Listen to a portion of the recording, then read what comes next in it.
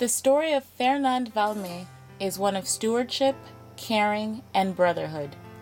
A single mother raising 7 kids on her own, she knew no boundaries in her generosity. Nearly illiterate, she came to New York while struggling to educate her children in an attempt to secure their future. She immediately desired to assist other first-generation immigrants from Haiti and other Caribbean countries.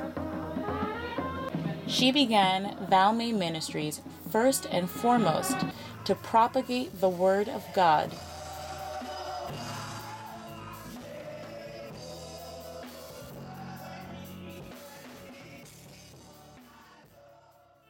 and to provide daycare,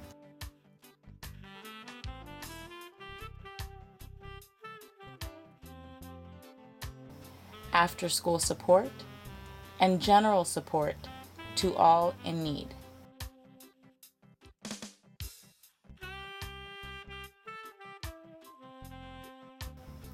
It was of particular importance to Fernande to provide advocacy for first-generation parents who did not speak English but who needed to manage the institution that impacted their lives and the future of their children. Those who struggled needed a voice, and Fernande devoted her life to speaking up for those who were in need. While her dream began in Brooklyn, it grew beyond the New York City borough. Encouraged by the success of her ministries in Brooklyn, she strived to expand the outreach of her dream to the place where it all began for her, Léogâne, Haiti. As a product of Léogâne, Fernande was all too familiar with the challenges facing the people of her community. The lack of access to quality education and food insecurity are results of decades of poverty. This poverty limits access to quality education and perpetuates food insecurity. It is a vicious cycle that Fernande was determined to put to an end so that the children of Léogâne would have the opportunities that she herself did not have. As a result, she purchased acres of land and dedicated this land to building a learning center. Her efforts began with a modest one-room school on the plateau of a small mountain on the land of which she purchased. The children of Léogâne had a hunger for an education as extreme as their hunger for quality meals. The number of students grew quickly, and soon every chair was filled with students seeking to better their lives. Fernande's tenacity grew, and she knew she had to do more. Fernande Valme did not have the financial resources to begin construction.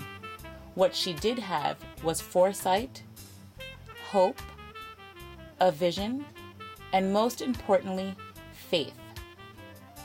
It took many years, but in 2007, construction began on the first building of the philanthropic complex that can house up to 1,000 students.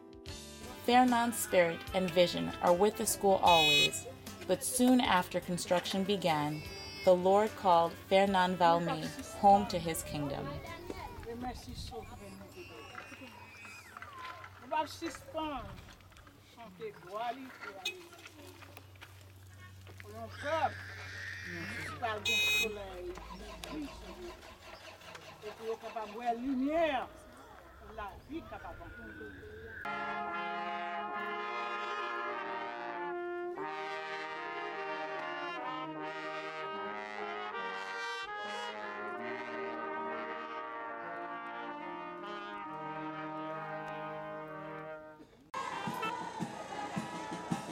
November 18th, 2009, hundreds of Haitian Americans, Canadians, as well as other FVM supporters left their respective countries to unite with the thousands of people from Léogâne and neighboring communities to inaugurate l'Institut Mixte Suze Valme Cœur.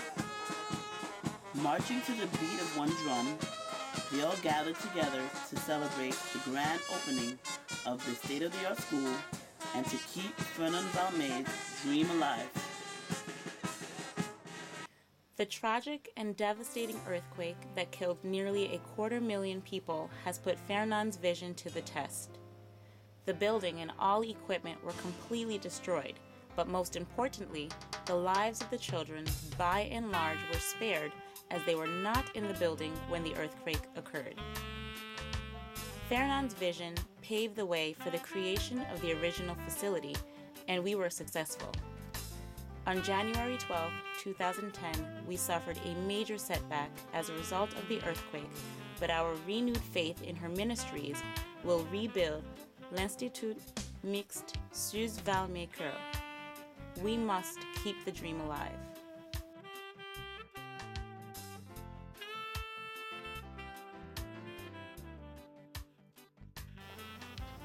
Many of the people of Léogâne are living under inadequate tents, and survival has become a daily battle. Our first goal was to re-establish a sense of normalcy. We immediately constructed a temporary but safe school structure. In addition to learning and recreational activities, counseling for post-trauma was added to the curriculum. The school also guaranteed at least one full meal a day. This, along with a quality education and food security, mean the children now have what many take for granted: hope for a bright future.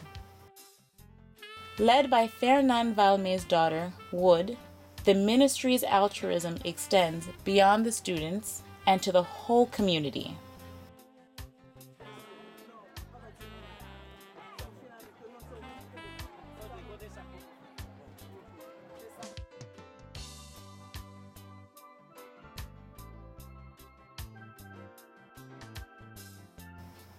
For example, the ministries repaired water wells and aided in water purification to provide healthy drinking water for all.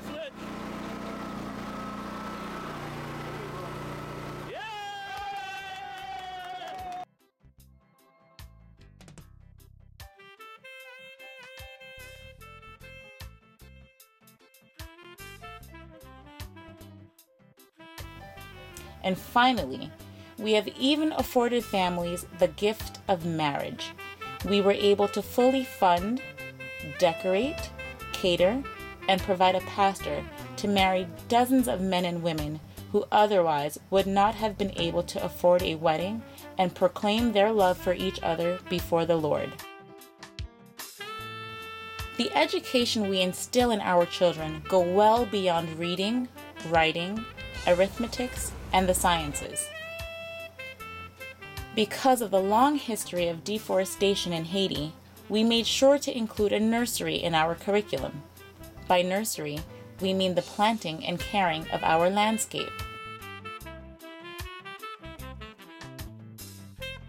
Our children have learned to spread and grow and maintain crops, including fruits, grains, and vegetables.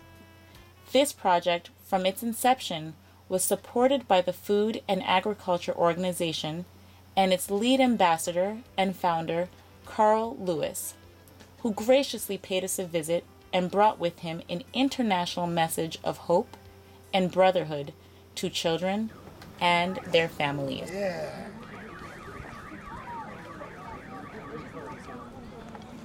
The main thing I wanted to say to all these children, thank you for inviting me here. It was a beautiful song, but more importantly, they're making a commitment to the future of their country. Stay educated, stay in school, and you are the future of Haiti. And also take that wonderful message all around the world and come back home and make your country proud. The second generation has not forgotten their grandmother's dream either. Marc Valme, a mechanical engineer and grandson of Fernande Valme, went to Haiti himself to assess the damage and to bring his own contribution to the building project. On top of a hill sort of precludes any heavy equipment that you can see all the work has to be done manually, which is difficult. It appears that the last school was a total loss. Perhaps we can reuse the foundation, but The food bar is going to have to be, it can't be reused. It's all going to have to be rebuilt. But right now, we're at the first stage where we're actually removing the rubble. We are even fortunate and blessed enough to spread this dream all the way down to the third generation. They are quite involved in our fundraising efforts and spreading awareness as well. We are the third generation of Fernande Valme. Please help the children of Haiti. Keep the dream alive. Please help the children of Haiti. Keep the dream alive.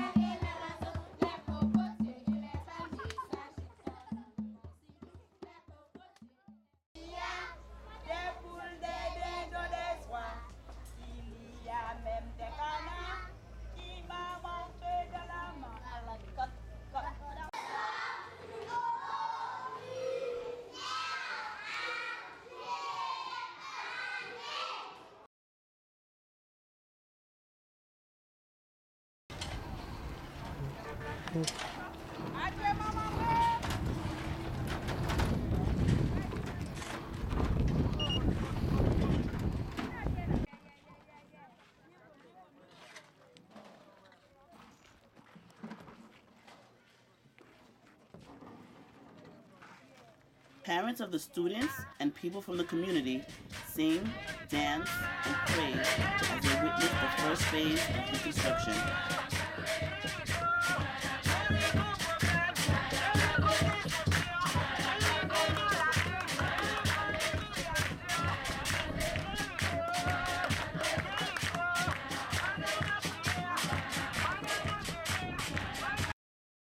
FVM would like to thank each and every contributor who in one way or another has donated to the development of the project and who is still helping to keep Fernande Valme's dream alive.